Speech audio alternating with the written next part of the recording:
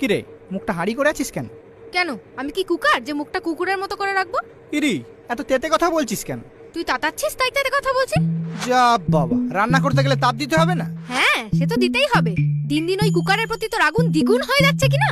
মোটেও না, কুকার অনেক তাড়াতাড়ি রান্না করে, তাই তাপও কম দিতে হয়, মানে গ্যাসও কম পোড়ায়। মানে আমি কি বেশি গ্যাস পোড়াই?